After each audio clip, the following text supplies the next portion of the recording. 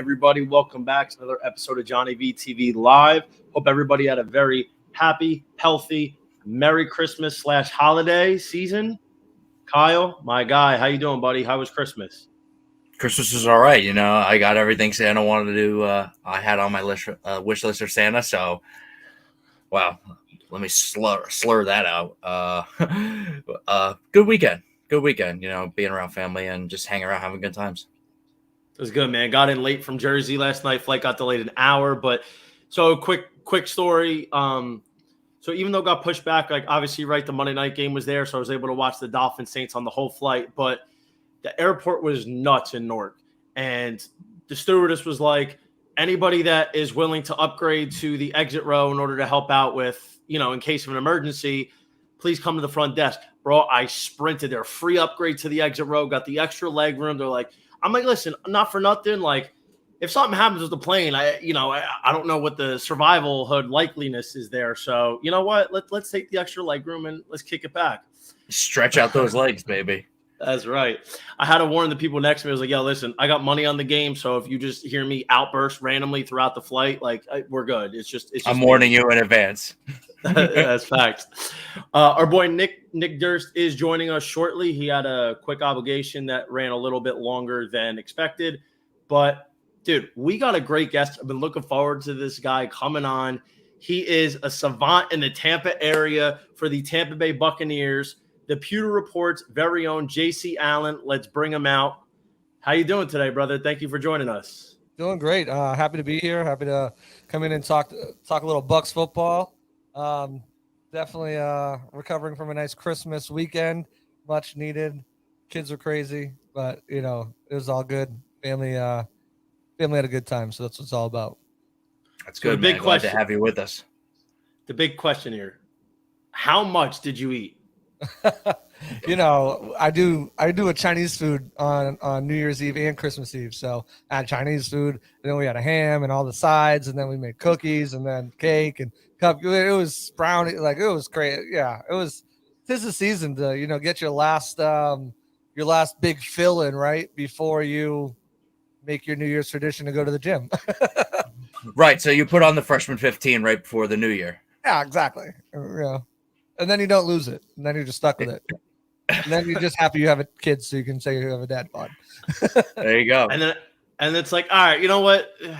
2022 is not my year. 2023 is definitely mine. We'll be right back in it. New Year's Day. That's it, man. That's all we did was eat. Already That's it, breaking resolutions. That's right. So, listen, we have a very interesting season here. I think it's even more crazy than last year with COVID, and amid with all the vaccination statuses, and even more so, especially down the stretch, you have a lot more players going into COVID protocol, testing positive, even though you would think that it would be a little bit more, I don't want to say lax, but it wouldn't be as dramatic as it was a season ago. And you're having guys like Dalvin Cook go on the COVID list right before the game. Carson Wentz just got put on. I know the Tampa Bay Buccaneers have gone wild the last couple of days. Take us through some of these COVID positives for the Bucs. Yeah, I mean, you look at the numbers compared to last year when there was no vaccination compared to this year. A lot of it's due to asymptomatic players testing positive, and the NFL and NFLPA are working to change some of the guidelines. Just this afternoon, it was announced that the NFL will be going to CDC guidelines where you only need to quarantine for 5 days instead of 10 days, which is good for a lot of players who were placed on that list today. As far as the Buccaneers, yeah, they've got some names. Brashad Perriman, their wide receiver they picked up, he just came off of the COVID list. Guys like Mike Evans and wide receiver coach Kevin Garver were put on there yesterday. Today, Jamel Dean came out early, and then it was a 2-for-1 kind of. Head coach Bruce Arians and cornerback Sean Murphy-Bunting both on the COVID list now as well. So they've got some names on there. They've had a couple of guys hit it last year around this time. Ronald Jones was one of them. So, it's something to definitely watch with the new guidelines, hoping that some of these guys might be able to return by the time the game kicks off on Sunday. But it's been wild league wide. I mean, you had over 106 players throughout this week on Monday, including the 10 for the weekend, get placed on the COVID reserve list. That carried right over into Tuesday with another large number of players being put on that COVID reserve list. And a lot of these players aren't even showing symptoms or signs. And it's obviously Carolina, who the Bucs just played. They had a massive outbreak on their team where, Matt Rule, pretty much their coach, sent everybody home and said, "Hey, we'll come back on Wednesday and hopefully we'll be good." But yeah, it's very alarming. I know the NFL is trying to do everything they can to not postpone games, but at some point in time, it's going to be interesting to see, push comes to shove, what really happens, as far as putting a watchable product on the field, because the Jets are dealing with some things too on the COVID front as well. So, I mean, if this runs rampant through both locker rooms, you might be looking at practice squatters, going up against each other. And that's what we've had around the league a lot of the time. I mean, the Ravens defensive line got decimated a few weeks ago, and they were calling up practice squad guys. So Their it's going to secondary be as well. interesting to see. Yeah. The Browns, the Ravens, some of the teams that have been hit hard by COVID and other injuries, obviously, all season long. Yeah. And especially, there was an interesting point I heard not too long ago, how, and this is back in the earlier part of the season when it was still warm outside, how it's going to start spiking around December when the weather gets colder in most of these places. And because, a lot of times people are getting sick anyway during those seasons way before COVID. Like, if you live in a cold weather state and the weather dramatically turns from fall, because in the fall you're still getting days in the mid to high 60s, sometimes low 70s. And then all of a sudden in the wintertime, it's sitting 30 degrees most days or 40 degrees. So it's just gone up exponentially. Maybe the one silver lining here, the CDC, with the cutting it down from 10 days to 5 days, will maybe eliminate some of these key players sitting out these big matchups down the stretch. But, at least for the Buccaneers, they got what should be a layup to the Jets, heading into the Garden State this week to play a really bad New York team. And like you said, dealing with a lot of COVID issues themselves. So luckily, they should be able to pull this out, assuming they still got TB12, most of their core defense. AB, call God, business is booming again in the Bay. But in terms of the Buccaneers' overall season, they've had some ups and downs this year. They've played really well most of the time, and they've beaten a lot of bad opponents. And, obviously the Saints are just their kryptonite. Where do you see them going, especially now without Chris Godwin, for the rest of the season? Well, it's funny you mentioned that they've had some ups and downs. This team has not played a complete game in all three facets all season long. We've seen the last two games. Finally, the defense has played really strong up to their capability, and the funny thing about the defense playing up to their ability and what most people thought, they've been doing without some of their key starters. Levante David, was out last week. Antoine Winfield missed his second week. You lost Shaq Barrett halfway through this game. So those are three key components to that defense right there. Exactly. So, I mean, it's been really interesting to see. I mean, them drop games they shouldn't have dropped. That Rams game, okay, whatever. The Saints game in New Orleans, still early, but you let Trevor Siemian beat you, but that defense is still pretty good. But the Washington football game, I mean, you should have never lost that game. The second Saints game, that's another one where like you said, they're just their kryptonite for some reason. There's no reason in my mind why you can't score, more than 9 points if you're the Bucs offense, even though, Godwin did go down fairly early and Evans was out, as well for part of that matchup. But as far as where they're projected, what they're able to do, it's really going to depend on how they finish out these two games and how the competition finishes out these two games.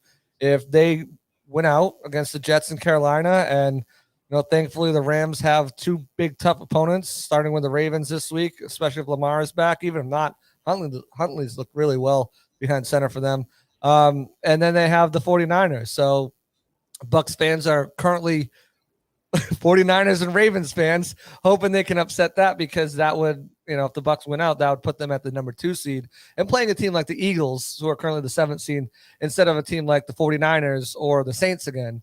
Not the Saints again. The Cardinals, which will be two tough matchups. So, I think they still have the components. They have the coaching. They still have the players. Godwin's going to be missed, but AB is the number 1 wide receiver.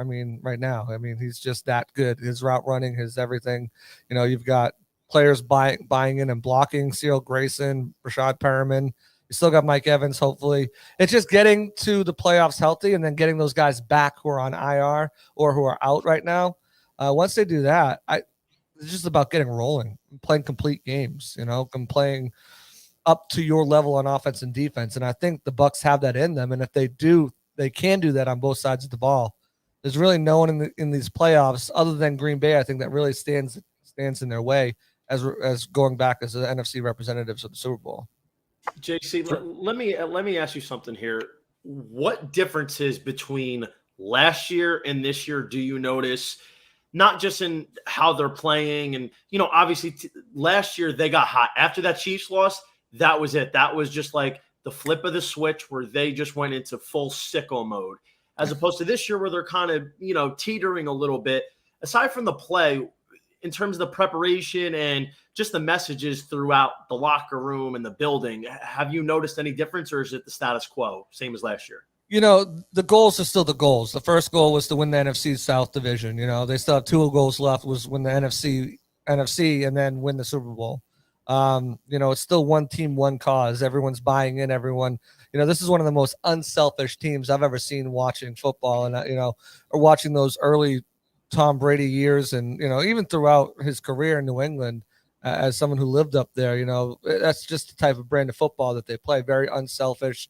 No one's clamoring for balls. No one's clamoring for stats, and I think that message has carried over.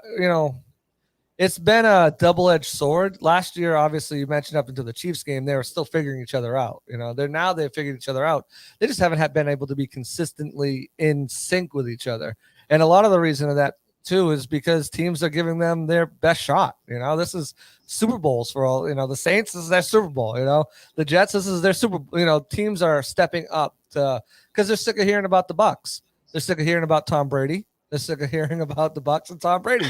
And I think you're getting teams playing more up to their level and the Bucs playing down to their level. Now, earlier in the season, I could have blamed penalties, and I will blame penalties a little bit, but the ratio is just insane right now. Everyone wants to talk about Tom Brady gets calls. Tom Brady gets called. Man, it's been the exact opposite this year.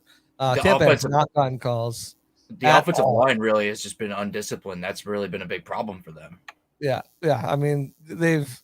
That Saints game was really a really bit poor showing for the offensive line. They still got 3 starters in the Pro Bowl, 1 in reserve. I think Donovan Smith deserved it, but I don't like I said, they haven't played a complete game yet in all 3 phases.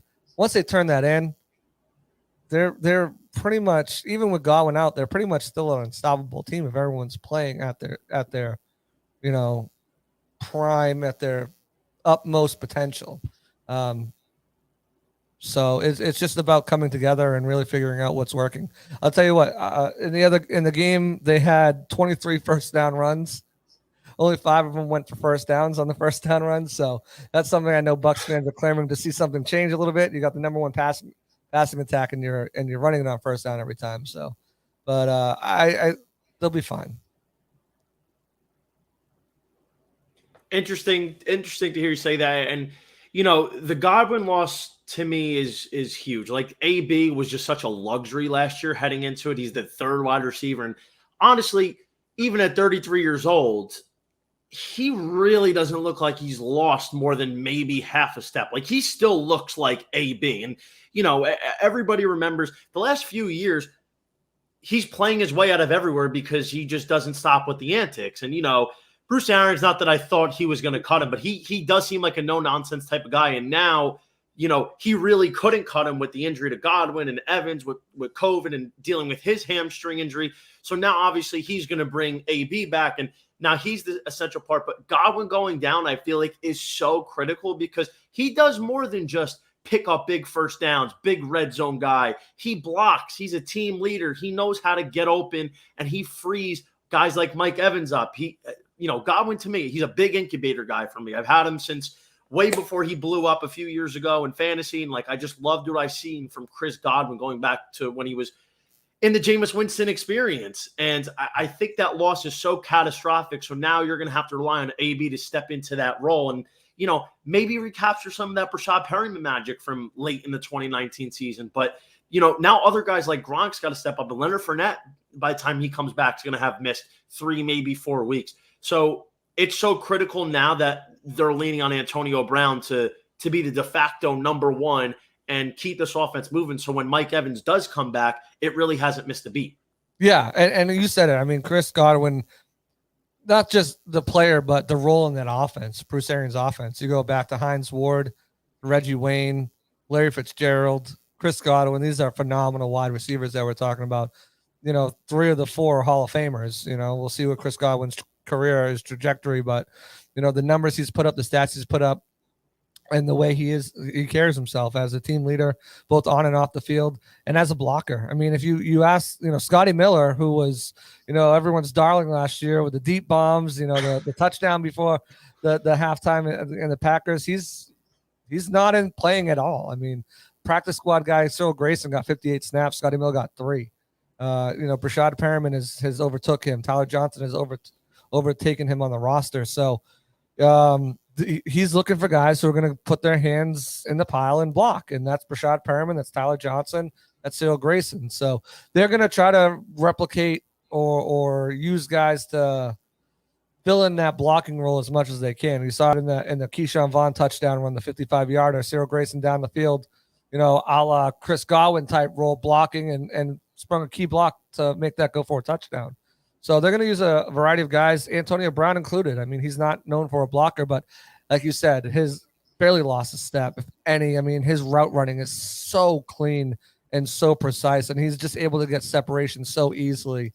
It's just amazing to watch, especially at his age. And they will lean heavily on him, I think, and also on the running game. I mean, if you look at what the defense was able to do the last 2 games, they were able to hold 8 quarters now, 8.5 if you count the overtime against the Bills, opponents scoreless without a touchdown.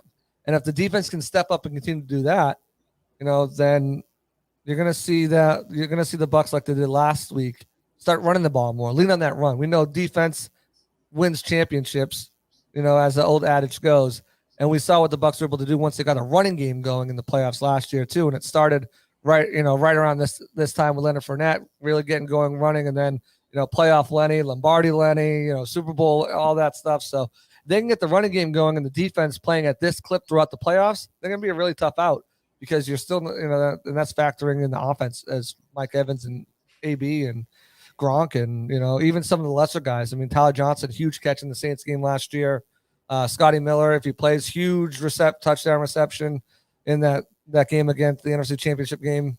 So they've got some players that can step in and step up into these roles. It's just about executing, and that's been one of the things that have been lacking is execution.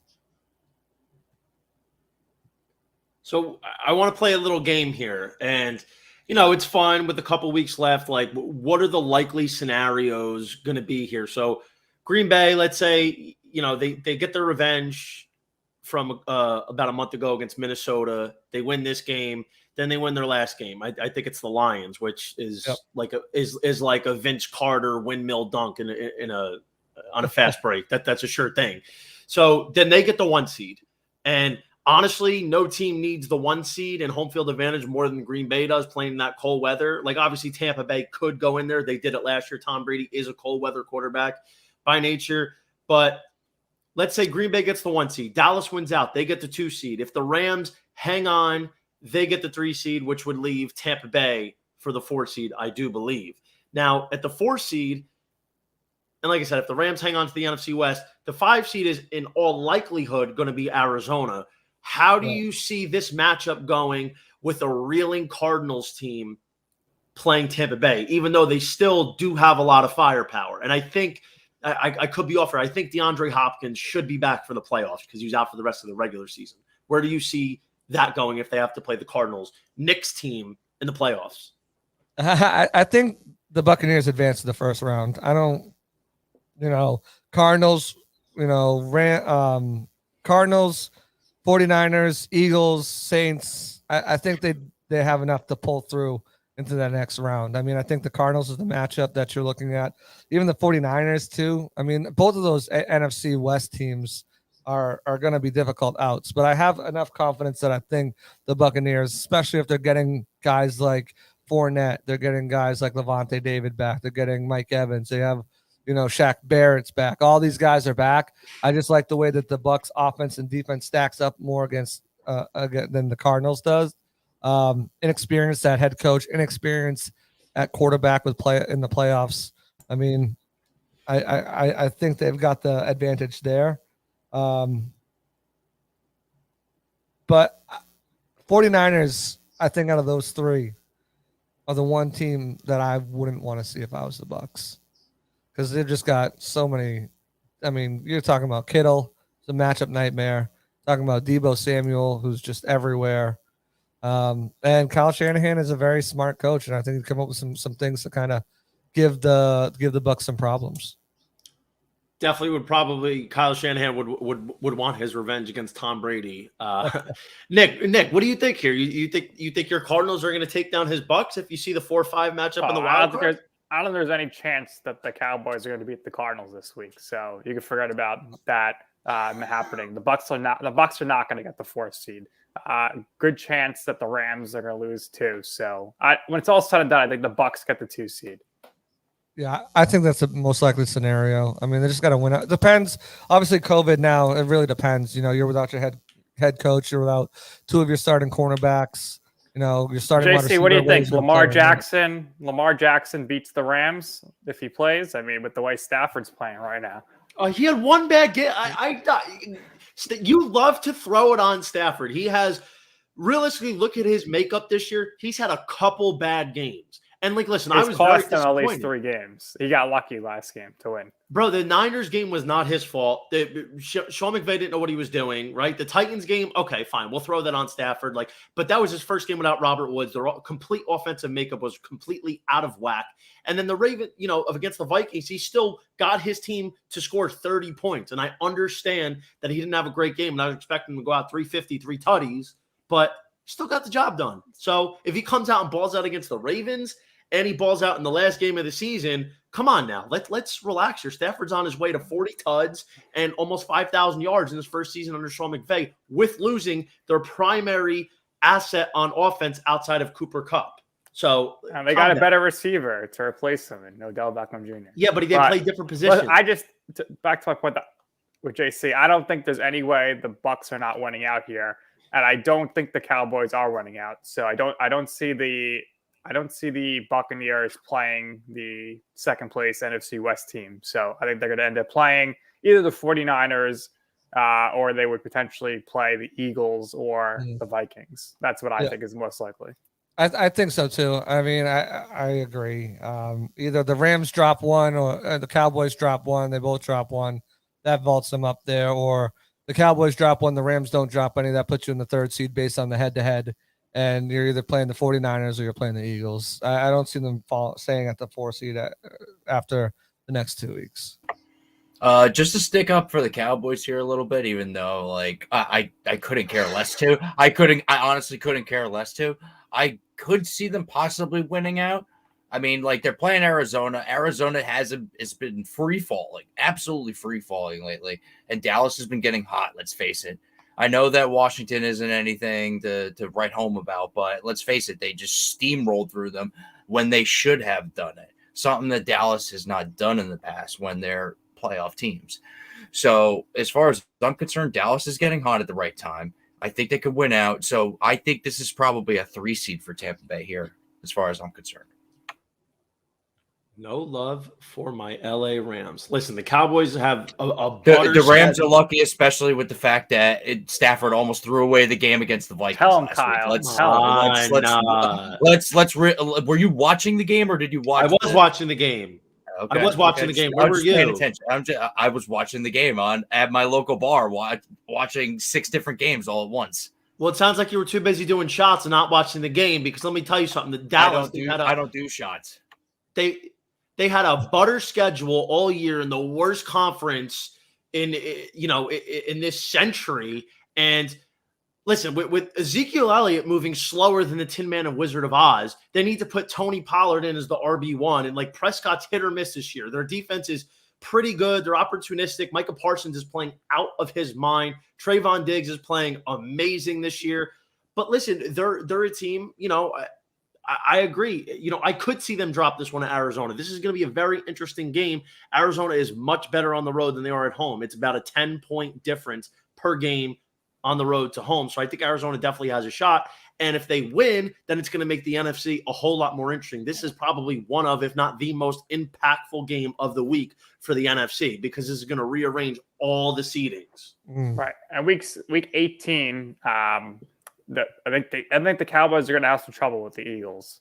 The Eagles seem to have figured it out offensively, even though they looked horrible in the first half versus the Giants. But they're going to be a team maybe that has to win that game to get in the playoffs. So the Cowboys, they're already in, so maybe they would take the foot off the pedal a little bit. It's gonna be interesting to see who rests too. I mean, does Green Bay rest their guys? If against the Lions, does the Rams rest anybody? Like, does it matter? Does the Bucs rest anybody? Is seeding what matters right now, or is just making sure you're secure in there? If you're secure in your division, are these teams really concentrating on, especially a team like the Bucs, who just got banged up at the wrong time? They're still building some momentum with this last game if they can keep it through the next 3 games or 2 games. But do you sit some of your starters? Does Tom Brady just play a half against Carolina if you're up, or do you not even care? Like, it's gonna be interesting to see how it goes. I just think and they'll destroy the Jets this week. I think the Bucs are going to win by 15-20. Kyle Trask could play that game. And he'll get garbage time fourth quarter. Yeah, he will. I don't see the Jets scoring more than 15 points. That's being lucky. I see the Pats being able to score 30 plus easy. The Bucs being able to score 30 plus, but yeah, but with Green Bay though, I can't see them not going for it. I mean, this is potentially their last year with Aaron Rodgers. This is his swan song in Green Bay. So as far as I'm concerned, Green Bay is going for it all the way, no matter what. So I don't see them sitting their starters against Detroit. I don't see them sitting. I see them really going for it this week against Minnesota and really trying to lock up the one. If they win this week against Minnesota, then they pretty much have the number 1 locked up. So you can rest your starters against the Lions, especially with Aaron Rodgers and his foot injury. I think, but if they drop this one, then yeah, I mean, we're looking at a different thing. Are they playing for that 1 seed and say, hey, everything's coming through Green Bay, which the Bucs have shown that they can go in there and play in the cold, but it's completely different. I mean, that's a half full stadium, not even quarter full stadium. It's going to be a loud place to play, a cold place to play come the NFC Championship time if they're the ones that are hosting it. But let's also face it too this week, JC, with the Minnesota Green Bay game. Green Bay, they don't need to win this one as much as Minnesota does. Minnesota needs to win this one to stay in. Minnesota almost beat them. And Minnesota almost beat them. And Minnesota, gave LA a run for their money last week. So Minnesota's a team getting hot. And Green Bay barely won last week. Green Bay won a game that they probably shouldn't have won. So because I believe Adam Thielen was put on the COVID reserve list, though. So I mean that, or something it shook up for Minnesota, yeah, but Green Bay only won by 2 points last week. I mean, over Cleveland.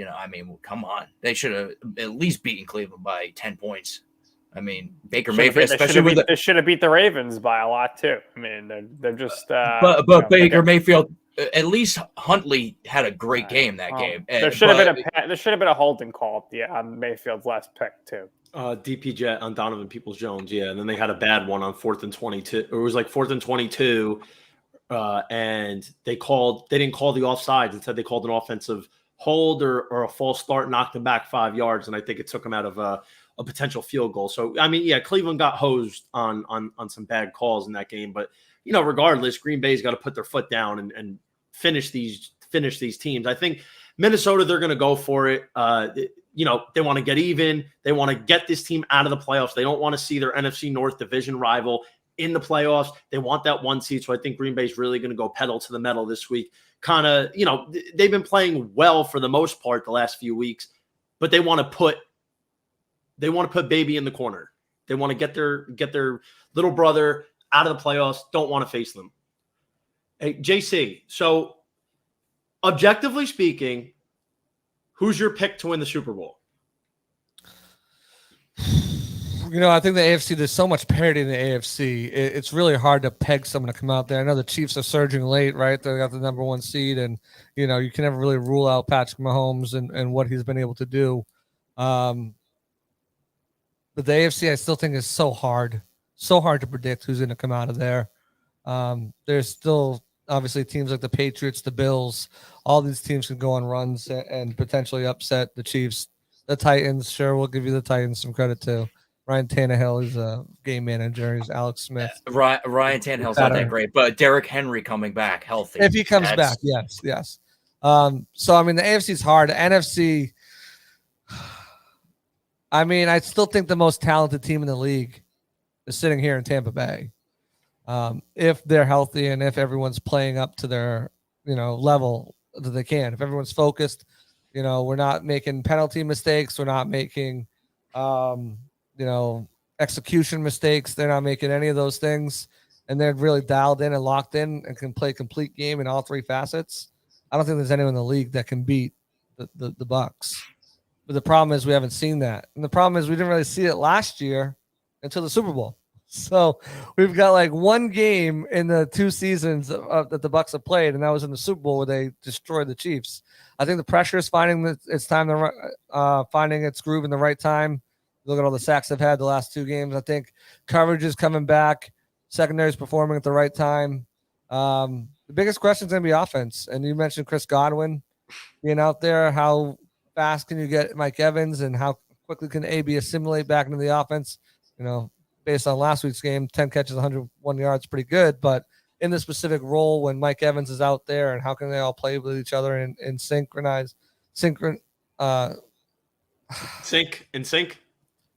I'm just I was moving on to a different thought while I was trying to finish that thought.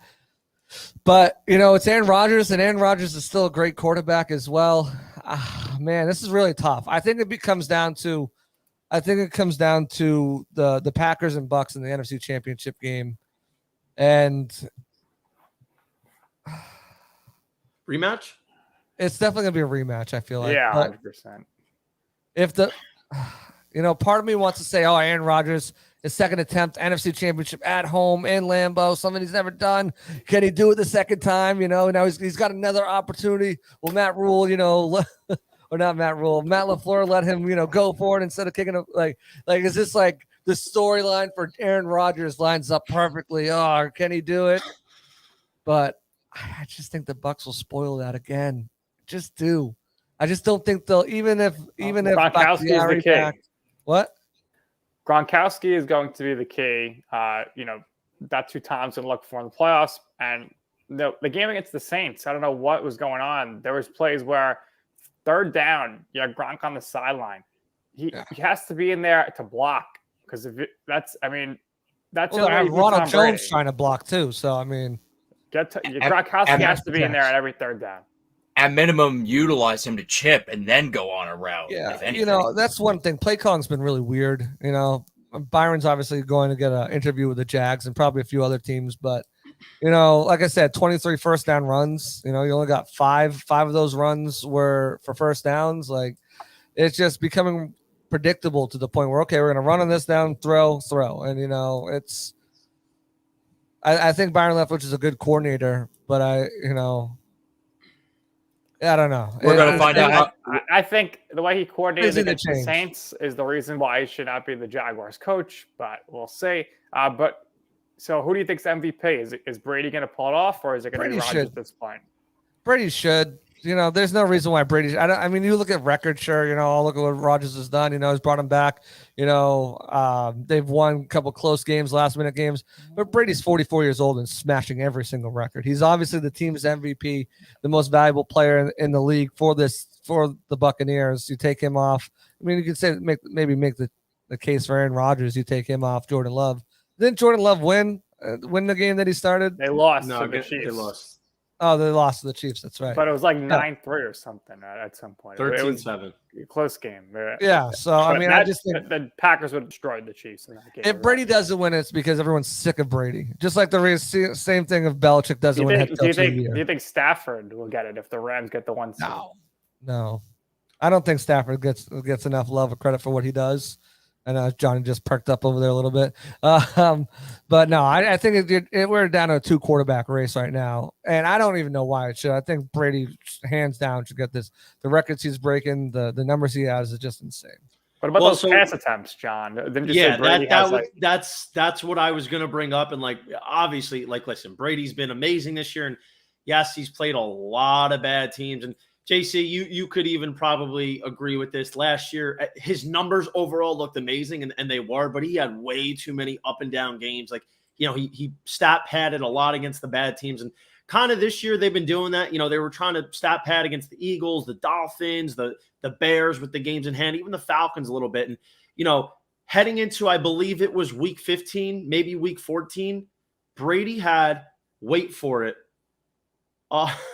Brady had 150 more attempts than the next person. Or I'm sorry, 50 more attempts than the next person. It was Justin Herbert. Herbert had like 504, and Brady had, I think, whatever it was.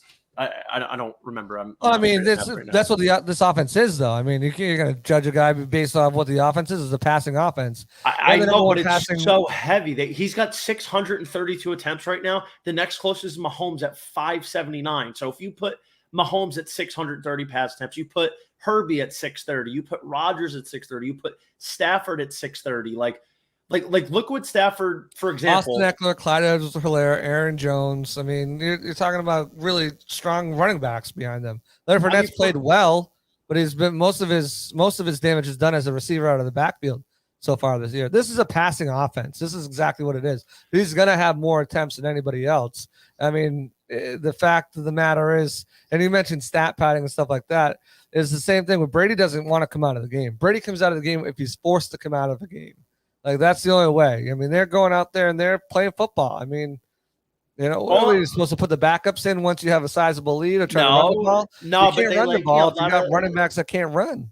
The goal line, the goal line, they love to throw the ball at the goal line, get the extra touchdowns. Here's all I'm saying. 632 for Brady, 534 for Stafford. Stafford's Stafford's not winning the MVP. Give me Rodgers' numbers. But I'm saying, hold on. Stafford's tutties, one behind him. He's got about 200. But nobody cares about Stafford in LA. The story is Brady and Rodgers right now. That's just what it is.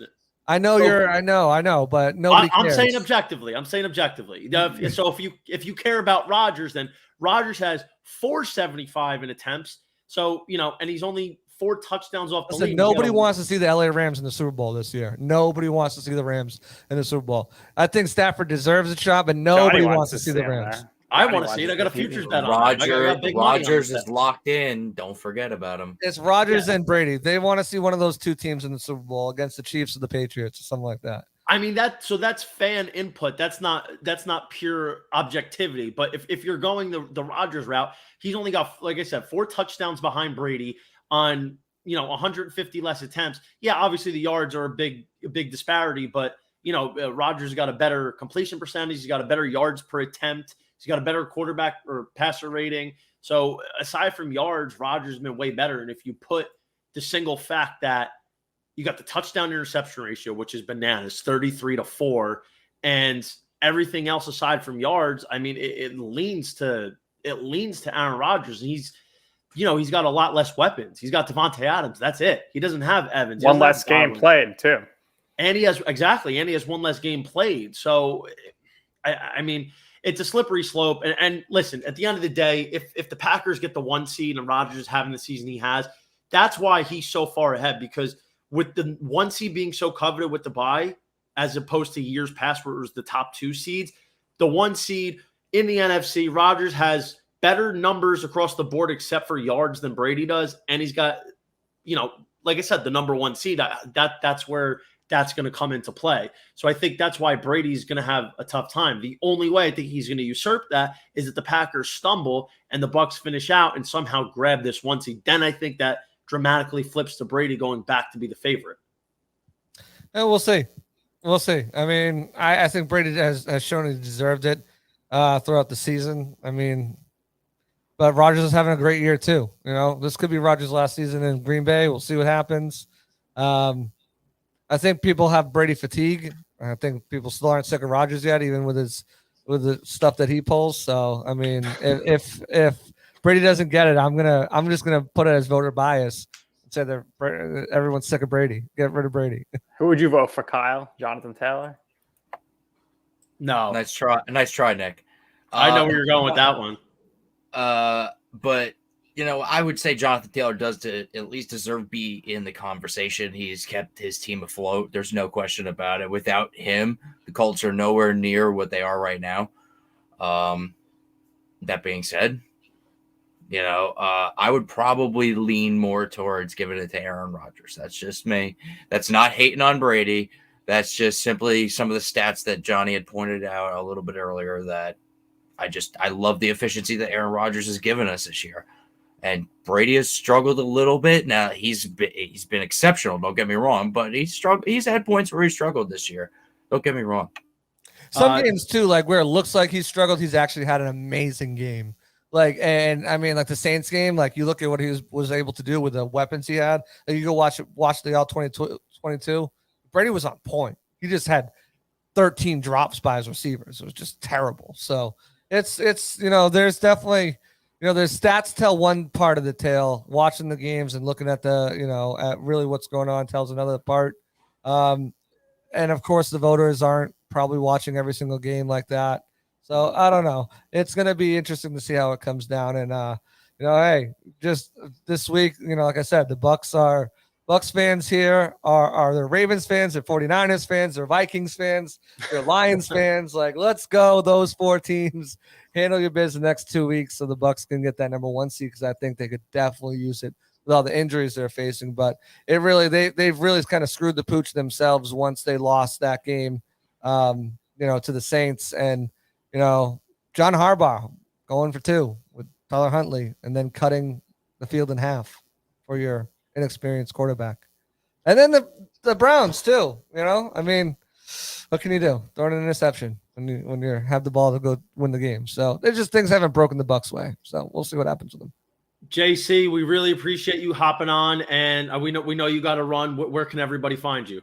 Yeah, my Twitter handle's right there at JC Allen NFL. All my work is at pewterreport.com. Follow them at Twitter as well, Pewter Report.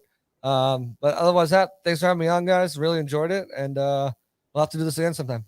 For sure. We're gonna hit the bars in Tampa pretty soon, and for the playoffs, let's get it together. Let's do it.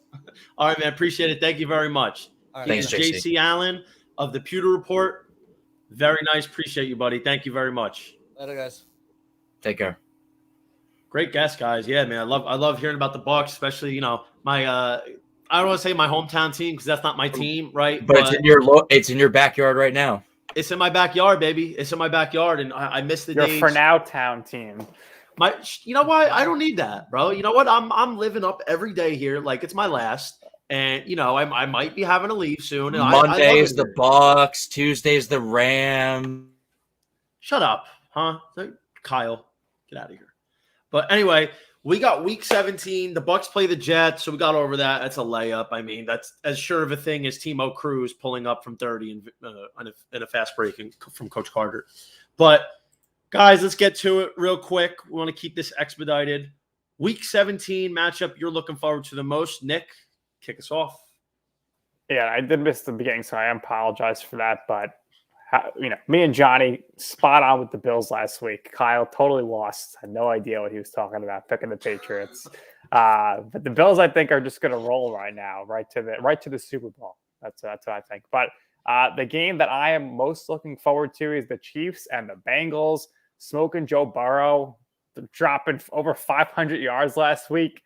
The Chiefs, they got an easy game against the Steelers.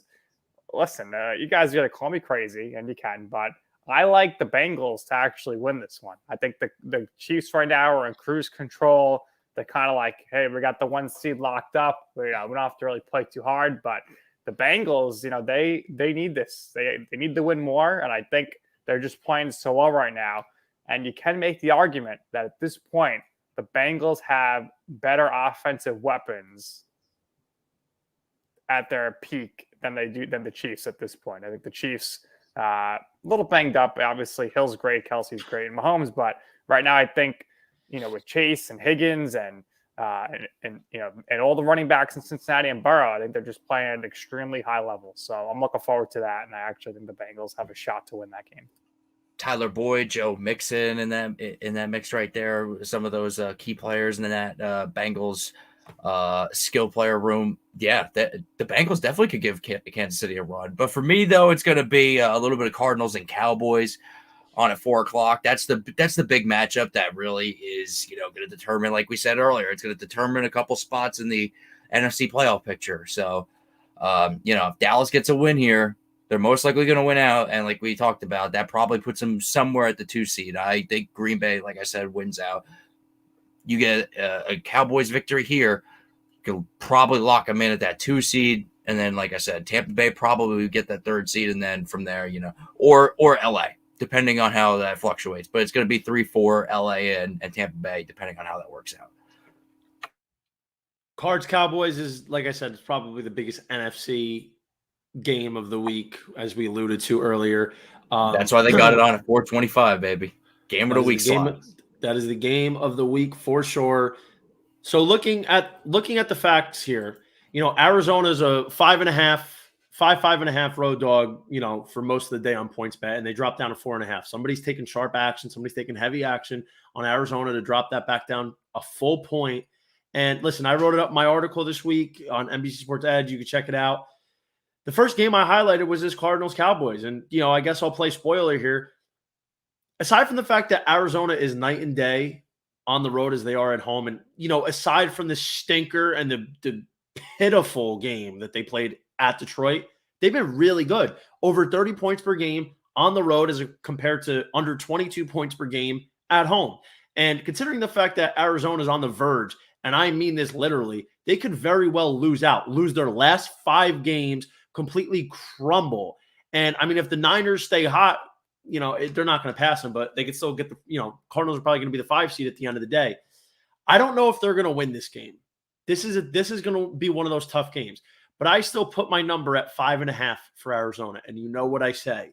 Always take the road team getting 5 or 5.5. Don't just take my word for it.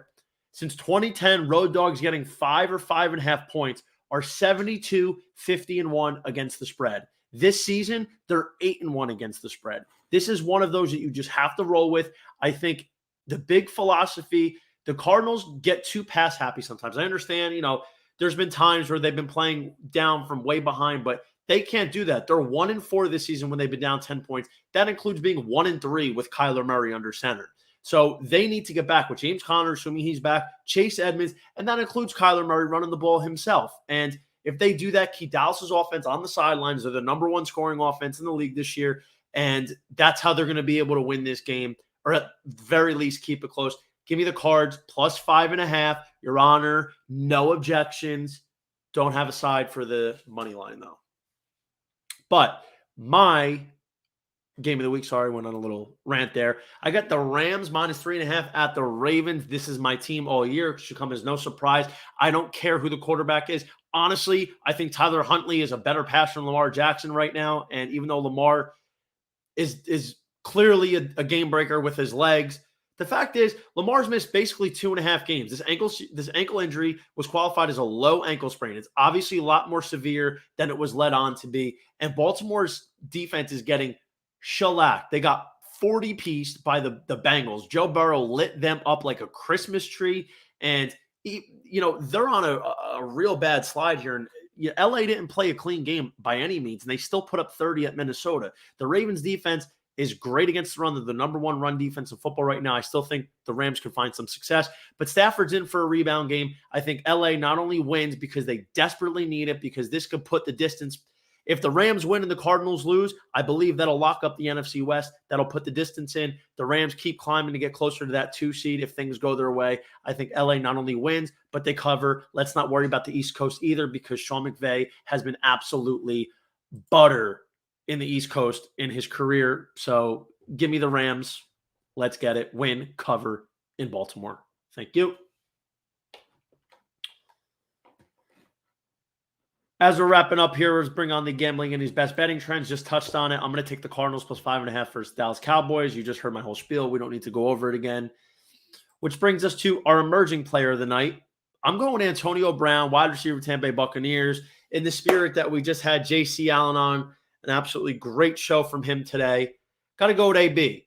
He has barely lost a step. Call God. Business is boom. When I threw over 5.5 catches on the slate last week against Carolina, he delivered 10 grabs. I think he is playing outstanding football. I put him in line for the fantasy championships to have a monster day against the Jets. I'm looking at 15 targets, 12 grabs, a $130, maybe a teeter or two. Love to see it. AB, call God. You know the rest.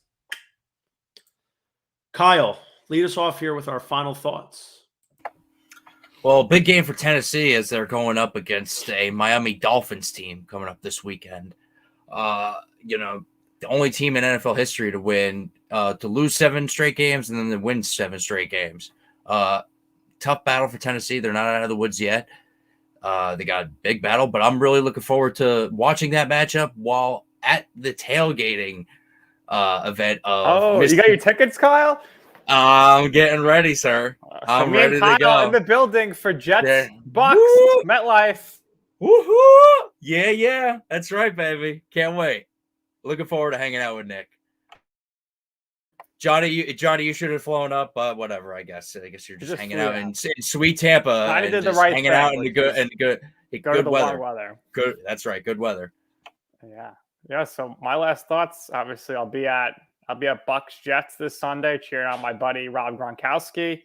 And if you want to come to our I'm Right tailgate, you certainly can. Just head over to I'm Right podcast on Facebook or Instagram. Click the link there. A few things here. I think the Bills, they're rolling now. They got the momentum, so I think they're going to be dangerous in the postseason. But for me, I'm ready for this season to be over with. I can't stand that we have to go 2 more weeks here. Just get to the playoffs already. This week 18 is killing me. We talked about it in the summer. Enough. If there's a week 19 in a few years, it's overkill. It's too much. You see these players are breaking down physically and also COVID-wise. So I wish it was just a regular 17-week season. This week we'd be getting all the things, everything we need. And then I'm going to give my thoughts on the college football playoff, which is Friday, of course. Let's go Cincinnati Bearcats and let's go Michigan Wolverines. We'll see those 2 teams, hopefully, for the national championship. Hate the SEC. Sorry to tell you, Nick. I think it's going to be an Alabama and it's going to be a rematch of the SEC. I would like to go and pick Michigan. I think Michigan's going to win, but I think Alabama's going to win. They can because they have the run game to match an SEC team and a defense to go along with it. So that's what gives Michigan a shot against those 2 teams. But again, Alabama, as you could tell with that SEC game against SEC championship game against Georgia, they're just on another level, man. So it's going to be hard to take down Bama this year for sure. College football. Well, my final thoughts are the NFL stars of tomorrow. Sorry, Johnny. All right, Kyle, shut up. Anyway. Kyle did his pajamas for the show. Wow, he's Kyle. Anyway, not much football. I mean, listen, it's fantasy finals, so good luck to everybody out there. We did our draft prep, and maybe we didn't talk as much fantasy on the show throughout the season as we would have liked to. We pretty much kept it to primarily betting. But honestly, it's been a great season for fantasy. Yours truly locked up another couple finals appearances, took home some money, negotiated the splits. And on my advice is, if you can, negotiate splits if the pot is big enough for you, because you don't want to go all this way and not get anything. But aside from the fact, I wish everybody a happy, healthy new year. Hope everybody sets their goals and crushes them in 2022. I know my boys here are very motivated to keep it going and keep getting after it. So appreciate you tuning into the podcast. Don't forget to follow us. I'm at _JohnnyVTV. He's at Nick_Durst. You already mentioned on JC Allen, and Kyle does not have a Twitter, but he is on Instagram at @TheKyleDonnelly. I'm at Gambling Guinea and at JohnnyVTV, and he's at Nick's Food and Stuff. Thank you very much for joining us. See you in 2022.